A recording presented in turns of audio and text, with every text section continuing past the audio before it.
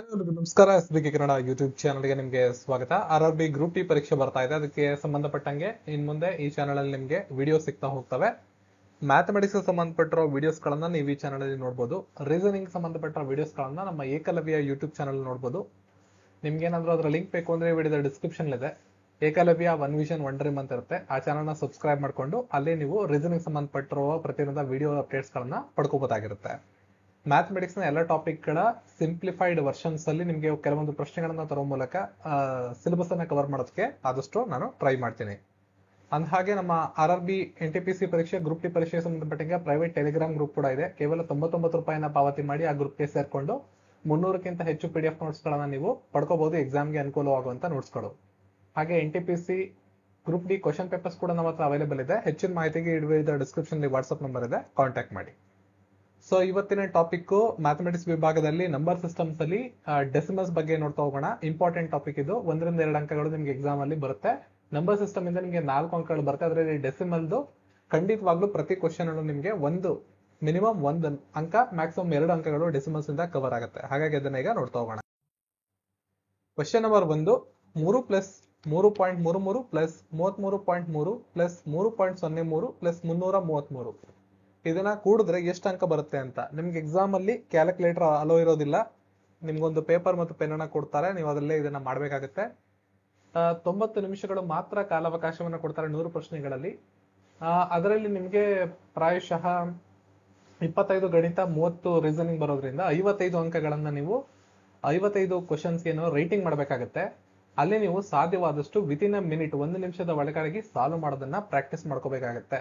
So ಯಾರಾದ್ರೂ exam preparation ಮುಗಿಸಿದ್ರೆ ದಯವಿಟ್ಟು mock test ಗಳನ್ನ ತಗೊಂಡು ಪ್ರಿಪರೇಷನ್ಸ್ ಅನ್ನ ನೀವು ಕಂಟಿನ್ಯೂ ಮಾಡ್ಬೋದು. ಮಾಕ್ ಟೆಸ್ಟ್ ಗಳಿಗೆ ಸಂಬಂಧಪಟ್ಟಂಗೆ ಆನ್ಲೈನ್ ಅಲ್ಲಿ ತುಂಬಾ ಫ್ರೀ ಮಾಕ್ ಟೆಸ್ಟ್ ಗಳು ಸಿಗ್ತವೆ. ಫ್ರೀ ಆಗಿ ಸಿಗುವಂತ ಮಾಕ್ ಟೆಸ್ಟ್ ಗಳನ್ನ ಅಟೆಂಡ್ ಮಾಡ್ಕೊಳ್ಳಿ. ನಮ್ಮ ವೆಬ್ಸೈಟ್ ಆದ kpscjunction.in ಅನ್ನೋ ವೆಬ್ಸೈಟ್ ಹೋದ್ರೆ ಅಲ್ಲೂ ಕೂಡ ನಿಮ್ಗೆ ಹಲವಾರು RRB ಮಾಕ್ ಟೆಸ್ಟ್ ಗಳು ಸಿಗ್ತವೆ. ಅದನ್ನು ಕೂಡ ಫ್ರೀ ಆಗಿರ್ತವೆ, ಅಟೆಂಡ್ ಮಾಡ್ಕೋಬಹುದು. ಇಲ್ಲಿ ನೀವು ಇದನ್ನ ಒಂದು ಪೇಪರ್ ಅಲ್ಲಿ ಬರ್ಕೊಂಡು ಕ್ಯಾಲ್ಕುಲೇಟ್ ಮಾಡಬಹುದು, ಅಥವಾ ನೀವು ಸ್ಕ್ರೀನ್ ನೋಡ್ತಿದಂಗೆ ಇದನ್ನ ಆನ್ಸರ್ ಮಾಡೋದಕ್ಕೆ ಟ್ರೈ ಮಾಡ್ತಾ ಇರಬಹುದು. ಈ ಪ್ರಶ್ನೆಗೆ ಉತ್ತರ ಏನ್ ಬರುತ್ತೆ ಅಂತ ಈ ವಿಡಿಯೋದ ಕಾಮೆಂಟ್ ಸೆಕ್ಷನ್ ಅಲ್ಲಿ ಮೆನ್ಷನ್ ಮಾಡ್ತಾ ಹೋಗಿ. ನಾನು ಪ್ರತಿ ಕ್ವಶನ್ ಅನ್ನ ಹೇಳಿದ್ಮೇಲೆ 10ರಿಂದ 15 ಸೆಕೆಂಡ್ ನಿಮಗೆ ಕಾಲಾವಕಾಶನ ಕೊಡ್ತೀನಿ. ವಿಡಿಯೋನ ಪಾಸ್ ಮಾಡಿ ನೀವು ಕಾಮೆಂಟ್ ಸೆಕ್ಷನ್ ಅಲ್ಲಿ ಉತ್ತರವನ್ನ ಬರ್ಬೋದು. ಕ್ವಶನ್ ನಂಬರ್ಸ್ ಹಾಕೊಂತ ಹೋಗಿ ಗೊತ್ತಾಗುತ್ತೆ. ಸೊ ಮೊದಲು ಏನ್ ಮಾಡ್ಬೇಕಾಗತ್ತೆ, ನೀವು ಗ್ರೂಪ್ ವೈಸ್ ಮಾಡ್ಕೊಂಬನ್ನಿ. ನೋಡಿ, ಇದನ್ನ ನೋಡಿದಾಗ ಆರಾಮಾಗಿ ಮಾಡ್ತೀವಿ ಅಂತ ಅನ್ಸೋದ್ರು ಕೆಲವೊಂದು ಟೈಮ್ ಡಿಫಿಕಲ್ಟ್ ಆಗುತ್ತೆ. ಇಲ್ಲಿ ಹೈಯೆಸ್ಟ್ ನಂಬರ್ ಇರ್ತದಲ್ಲ ಅದನ್ನ ಬರ್ಕೊಂಡು, ಅದಾದ್ಮೇಲೆ 2 ಡಿಜಿಟ್, ಸಿಂಗಲ್ ಡಿಜಿಟ್ ಈ ತರ ಬರ್ಕೊಂಡು ನೀವು ಈಕ್ವೇಟ್ ಮಾಡ್ಬಿಡ್ಬೋದು, ಸಂಕಲನ ಮಾಡ್ಬೋದು. ನಿಮಗೆ ತೀರಾ ಕನ್ಫ್ಯೂಷನ್ ಆಗತ್ತಾರೆ ಈ ಮೆಥಡ್ ಅನ್ನ ಫಾಲೋ ಮಾಡಿ. ಏನ್ ಮಾಡ್ಬೇಕು, ಮೊದಲ 2 ಸಂಖ್ಯೆಗಳನ್ನ ಕೂಡ್ಕೊಳ್ಳಿ. 3 ಪ್ಲಸ್ 3.33 ಇದೆ. 3 ಪ್ಲಸ್ 3.33 ಅಂದ್ರೆ 6.33 ಆಗುತ್ತೆ. 3ಕ್ಕೆ 3 ಕೂಡಿದ್ರೆ 6, 3 ಹಾಗೆ ಇರುತ್ತೆ, 6.33. ನೆಕ್ಸ್ಟ್ 6.33ಗೆ 33.3 ಕೂಡಿ ನಿಮ್ಗೆ ನೆಕ್ಸ್ಟ್ 39.63 ಆಗುತ್ತೆ. ಬಿಕಾಸ್ 6ಕ್ಕೆ 33ನ ಕೂಡಿದ್ರೆ 39, 3ಕ್ಕೆ 3ನ ಕೂಡಿದ್ರೆ 30 ಇರುತ್ತೆ. ಆಕ್ಚುಲಿ ಇದು 3ಕ್ಕೆ 0ನ ಕೂಡಿದ್ರೆ 3 ಬರುತ್ತೆ. 3ಕ್ಕೆ 3ನ ಕೂಡಿದ್ರೆ 6 ಆಗುತ್ತೆ. ನೆಕ್ಸ್ಟ್ 39.63ಗೆ 3.03ನ ಕೂಡಿ 3ಕ್ಕೆ 3ನ ಕೂಡಿದಾಗ 6 ಆಗುತ್ತೆ.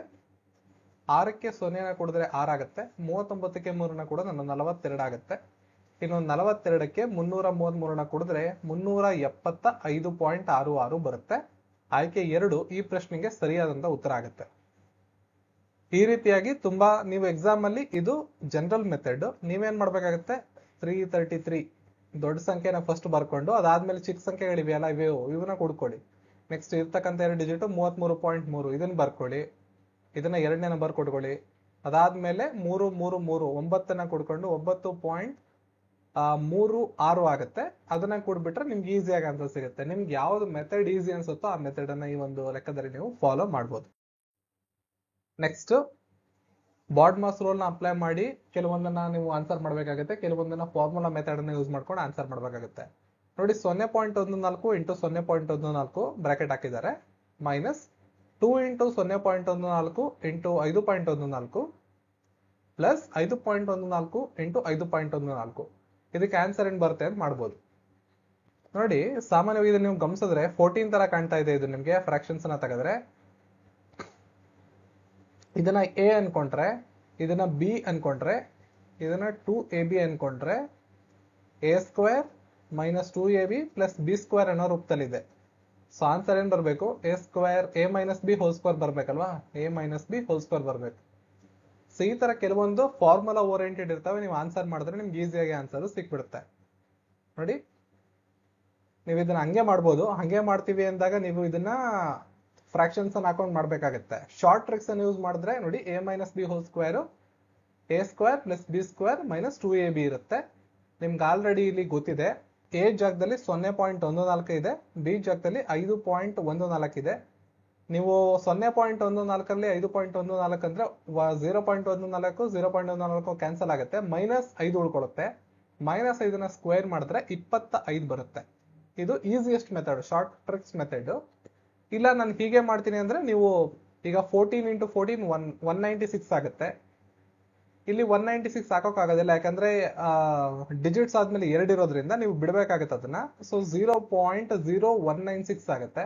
ಈ ಮೆಥಡ್ ಅನ್ನ ಹಾಕೊಂಡು ಫಾಲೋ ಮಾಡ್ಬೋದು, ಆಗ್ಲೂ ಕೂಡ ಸ್ಟ್ಯಾಂಡರ್ಡ್ ಆಗಿ ಆನ್ಸರ್ ಬರುತ್ತೆ. ಬಟ್ ಈ ತರ ಕ್ವಶನ್ಸ್ ಕೊಟ್ಟಾಗ ಐದರ್ ನೀವು ಶಾರ್ಟ್ ಕಟ್ ಟ್ರಿಕ್ಸ್ ಅನ್ನ ಯೂಸ್ ಮಾಡಬೇಕು, ಫಾರ್ಮುಲಾಗೆ ರಿಲೇಟ್ ಮಾಡಕ್ ನೋಡ್ಬೇಕು, a plus B whole square a minus B whole square, ಅಥವಾ a square minus B square a plus B whole cube, ಈ ತರ ಫಾರ್ಮುಲಾಗಳಿಗೆ ರಿಲೇಟೆಡ್ ಆಗುತ್ತೆ ಅಂತ ನೋಡ್ಕೊಂಡು ಶಾರ್ಟ್ ಟ್ರಿಕ್ಸ್ ಅನ್ನು ಯೂಸ್ ಮಾಡಿ ಲೆಕ್ಕಗಳನ್ನ ಸಾಲ್ವ್ ಮಾಡ್ಬೇಕಾಗುತ್ತೆ. ನೋಡಿ, ಈ ಮೆಥಡ್ ಅನ್ನ ಫಾಲೋ ಮಾಡಿದ್ರೆ ನೀವು ಆನ್ಸರ್ ನ ಕಂಡುಹಿಡಿಬಹುದು, ಮಲ್ಟಿಪ್ಲೈ ಮಾಡಿ ಜೆನ್ಯೂನ್ ಮೆಥಡ್ ಅಲ್ಲಿ ಫಾಲೋ ಮಾಡಬಹುದು. ಬಟ್ ನಿಮ್ಗೆ ಟೈಮ್ ಬೇಕಾಗುತ್ತೆ, 2 ನಿಮಿಷ 3 ನಿಮಿಷ ತನಕ ಆಗ್ಬಿಡುತ್ತೆ. ಆ ಸಂದರ್ಭದಲ್ಲಿ ನಿಮ್ಗೆ ಎಕ್ಸಾಮ್ ಅಲ್ಲಿ ಇದೊಂದು ಕ್ವಶನ್ಗೆ ಸರಿ ಮಾಡುವಂತ ಹಂತದಲ್ಲಿ ನಿಮ್ಮ ಟೈಮು ಕನ್ಸ್ಯೂಮ್ ಆಗ್ಬಿಡುತ್ತೆ. ನೆಕ್ಸ್ಟ್ ಕ್ವಶನ್ಗೆ ಹೋಗ್ಬೇಕಾದ್ರೆ ಪ್ರೆಷರ್ ನ ಹ್ಯಾಂಡಲ್ ಮಾಡಕ್ ಆಗೋದಿಲ್ಲ. ಹಾಗಾಗಿ ಈ ತರ ಕ್ವಶನ್ಸ್ ಗಳನ್ನ formula method, short tricks method ಗಳಲ್ಲಿ ಸಾಲ್ವ್ ಮಾಡೋದನ್ನ ಅಭ್ಯಾಸ ಮಾಡ್ಕೊಳ್ಳಿ. ನೆಕ್ಸ್ಟ್, ಒಂದು ವೇಳೆ 19 × 23 437 ಆದರೆ 190 × 0.023 ಮೌಲ್ಯ ಏನು ಅಂತ ಕೇಳಿದ್ದಾರೆ. ಆಲ್ರೆಡಿ ಅವ್ರು ಕೊಟ್ಟಿದ್ದಾರೆ. 19 × 23 ಮಾಡಿದ್ರೆ 437 ಬರುತ್ತಂತೆ. ಅದೇ ರೀತಿ 190 ಬಟ್ 0.023 ಮಾಡಿದ್ರೆ ಏನ್ ಬರುತ್ತೆ ಅಂತ ಕೇಳ್ತಾ ಇದ್ದಾರೆ. ಇಲ್ಲಿ ಬಹಳ ಸಿಂಪಲ್, 19 × 23 ಆಲ್ರೆಡಿ ಅವ್ರು ಕೊಟ್ಟಿದ್ದಾರೆ. 190ನ್ನ 19 × 10⁻1 ಅಂತ ಬರ್ಕೊಳ್ಳಿ. 10⁻1 ಅಂದ್ರೆ ಅರ್ಥ 10 ಅಂತ ಬರೆದ್ರೆ 10⁻1 ಅಂತಾನೆ ಅರ್ಥ. ಸೊ ಏನು ಬರ್ದಿಲ್ಲ ಅಂದ್ರೆ ಏನು ಇಲ್ಲ ಅಂತಲ್ಲ. 10 ಅಂತ ಬರೆದ್ರೆ 12 ಅಂತ ಬರೆದ್ರೆ ಸಂಖ್ಯೆಗಳನ್ನ ಖಾಲಿಯಾಗಿ ಬರೆದ್ರೆ 2 3 4 ಅಂತ ಬರೆದ್ರೆ ಅದರ ಘಾತ 1 ಅಂತ ಅರ್ಥ. ಸೊ 190ನ್ನ 19 × 10⁻1 ಅಂತ ಬರ್ಕೋತೀವಿ. ಹಾಗೆ ಇಲ್ಲಿರುವ ಡಿಜಿಟ್ಸ್ ಅನ್ನ ಈ ಕಡೆಗೆ ತರ್ತೀವಿ. 0.023 ಇರೋದನ್ನ 1 2 3 ಡಿಜಿಟ್ ತಂದಾಗ 10⁻³ ಆಗುತ್ತೆ. 23 × 10⁻³ ಇಂಡಿಸಿಸ್ ರೂಲ್ಸ್ ಏನ್ ಹೇಳುತ್ತೆ ಅಂದ್ರೆ, ಯಾವುದೇ ಒಂದು ಸಂಖ್ಯೆಯ a to the power of b a to the power of c ಇಂಡಿಸಿಸ್ ಗಳು ಸೇಮ್ ಇದ್ರೆ, ನೀವು ಬೇಸಿಸ್ ಗಳು ಸೇಮ್ ಇದ್ರೆ a to the power of b a to the power of c basis same ಇದ್ರೆ ನೀವು ಇದನ್ನ ಈಕ್ವೇಟ್ ಮಾಡ್ಬೋದು, ಪ್ಲಸ್ ಮಾಡ್ಕೋಬಹುದು, a to the power of b plus c ಅಂತ ಮಾಡ್ಕೋಬಹುದು. ಸೊ ಈ ರೂಲ್ ನ ಅಪ್ಲೈ ಮಾಡ್ಕೊಂಡ್ರೆ 10⁻1 10⁻³ ಬೇಸಸ್ ಸೇಮ್ ಇದೆ, 10 ಇದೆ. ಹಾಗಾಗಿ 10⁻1 - 3 ಆಗುತ್ತೆ. ಪ್ಲಸ್ ಆಗೋ ಬದಲಿಗೆ ಇಲ್ಲಿ ಮೈನಸ್ ಇದೆಯಲ್ವಾ, ಹಾಗಾಗಿ minus, plus into minus minus ಆಗುತ್ತೆ. ಸೊ 10⁻² ಆಗುತ್ತೆ ಫೈನಲಿ. ಇಲ್ಲಿ ಬರ್ಕೊಂಡಿದೀವಿ ಅದನ್ನ. ಈಗ 19 × 23 ಅಂದ್ರೆ ಏನು ಅಂತ ಅವ್ರು ಆಲ್ರೆಡಿ ಕೊಟ್ಟಿದ್ದಾರೆ, 437. 437 ಬರ್ಕೊಳ್ಳಿ. 10⁻². 10⁻² ಅಂದ್ರೆ ಏನು ಅರ್ಥ? 10⁻² ಅಂದ್ರೆ 1/100 ಅಂತ ಅರ್ಥ. 10⁻1 ಅಂದ್ರೆ 1/10 ಅಂತ ಅರ್ಥ. -2 ಅಂದ್ರೆ ಇನ್ನೊಂದು 0 ಆಡ್ ಮಾಡಿ, -3 ಅಂದ್ರೆ ಇನ್ನೊಂದು 0 ಆಡ್ ಮಾಡಿ, ಈ ತರ. ಈಗ 437 10⁻² ಅಂದ್ರೆ 437 ಡಿವೈಡೆಡ್ ಬೈ 100 ಅಂತ. 437ನ್ನ 100ರಿಂದ ಭಾಗ ಮಾಡಿದ್ರೆ 4.37 ಬರುತ್ತೆ. ಹಾಗಾಗಿ ಉತ್ತರ ಆಪ್ಷನ್ ಡಿ ಸರಿಯಾದಂತ ಉತ್ತರ ಈ ಪ್ರಶ್ನೆ. ನೆಕ್ಸ್ಟ್, ಮತ್ತೊಂದು ಸರಳೀಕರಣಗೊಳಿಸೋದು. ಇಲ್ಲಿ ನೀವು ಬಾಡ್ ಮಾಸ್ ರೂಲ್ ನ ಅಪ್ಲೈ ಮಾಡಬೇಕು. ಬಾಡ್ ಮಾಸ್ ರೂಲ್ ನ ಅಪ್ಲೈ ಮಾಡ್ಬೇಕಾಗತ್ತೆ. ಬಾಡ್ ಮಾಸ್ ರೂಲ್ ಹೇಳುತ್ತೆ, ಮೊದಲು ಬ್ರಾಕೆಟ್ಸ್ ಇದ್ರೆ ಬ್ರಾಕೆಟ್ ಆಫ್ ಅಂತ ಏನಿರ್ತೋ ಅವನ್ನ ಸಾಲ್ವ್ ಮಾಡಬೇಕು. ಅದಾದ್ಮೇಲೆ division, multiplication, addition, subtraction. So ಇಲ್ಲಿ ಒಳಗಡೆ ಇಷ್ಟನ್ನ ಸಾಲ್ವ್ ಮಾಡ್ಕೊಬರ್ಬೇಕು ನೀವು. ಇದನ್ನ ಸಾಲ್ವ್ ಮಾಡೋದಕ್ಕೆ ಇದ್ರೊಳಗಡೆ ಇರೋ ಬ್ರಾಕೆಟ್ಸ್ ಅನ್ನ ಸಾಲ್ವ್ ಮಾಡಬೇಕು. ಸೊ ಆನ್ಸರ್ ಮಾಡೋದಕ್ಕೆ ಟ್ರೈ ಮಾಡಿ ಬರ್ಕೊಂಡು ನೋಡಿ. ಮೊದಲೇನ್ ಮಾಡ್ಬೇಕಾಗತ್ತೆ, ಇಲ್ಲಿ ಕೊಟ್ಟಿರೋದು ನೋಡಿ, ಇದನ್ನ ಸಾಲ್ವ್ ಮಾಡ್ಕೋಬೇಕು. ಅದರಲ್ಲಿ ಈ ಇಂಟುವನ್ನ ಮೊದಲು ಸಾಲ್ವ್ ಮಾಡ್ಕೊಳ್ಳಿ. 1.5 × 3 ಕೊಟ್ಟಿದ್ದಾರೆ. 1.5 × 3 ಮಾಡಿದ್ರೆ 4 ಬರುತ್ತೆ. ಮುಂದಿರೋ ಫ್ರಾಕ್ಷನ್ಸ್ ನೀವು ಲೆಕ್ಕ ಹಾಕಬಹುದು. ಸೊ 4.53 ಆಗುತ್ತೆ. 4.78ರಲ್ಲಿ 4.53ನ್ನ ಕಳೆದ್ರೆ 0.25 ಉಳ್ಕೊಳುತ್ತೆ ಈ ಬ್ರಾಕೆಟ್ ಅಲ್ಲಿ. ಈ ಬ್ರಾಕೆಟ್ ನ ತೆಗೆದ ಮೇಲೆ 0.25 ಇದ್ದಿದ್ದು ಇಲ್ಲೂ 0.25 ಇದೆ. ಬ್ರಾಕೆಟ್ ಅಲ್ಲಿ ನೀವು ಸಾಲ್ವ್ ಮಾಡ್ಬೇಕಾದ್ರೆ ಬಾಡ್ ಮಾಸ್ ರೂಲ್ ನ ಪ್ರಕಾರ ಮೊದಲು ಮಲ್ಟಿಪ್ಲಿಕೇಶನ್ ಮಾಡಬೇಕು, ಡಿವಿಷನ್ ಮಾಡಬೇಕು. ಡಿವಿಷನ್ ಯಾವುದೂ ಇಲ್ಲ, ಹಾಗಾಗಿ ಮಲ್ಟಿಪ್ಲಿಕೇಶನ್ ಇವೆರಡನ್ನ ಮತ್ತೆ ಮಲ್ಟಿಪ್ಲೈ ಮಾಡಿ 25 × 25 625 ಬರುತ್ತೆ. 2 zeros ಈ ಕಡೆ ಇರೋದ್ರಿಂದ ಈ ಕಡೆ ಬರ್ಕೊಳ್ಳಿ 0.625. ಈಗ 5.2ಕ್ಕೆ 0.0625ನ ಕೂಡಿದ್ರೆ 5.2625 ಬರುತ್ತೆ. ಈಗ ಫೈನಲಿ ಬ್ರಾಕೆಟ್ ರಿಮೂವ್ ಆಗಿದೆ. 15ರಲ್ಲಿ 5.2625 ಕೊಟ್ರೆ 10 ಇರುತ್ತೆ. ರೈಲ್ವೇಸ್ ಅಲ್ಲಿ ನಿಮ್ಗೆ ಸ್ಟ್ಯಾಂಡರ್ಡ್ ಆನ್ಸರ್ಸ್ ಕೊಟ್ಟಿರ್ತಾರೆ, ನೀವು ಸ್ವಲ್ಪ ಗೆಸ್ ಮಾಡಿದ್ರೆ ಈಸಿಯಾಗಿ ಆನ್ಸರ್ಸ್ ಅನ್ನ ಮಾಡ್ಬೋದು.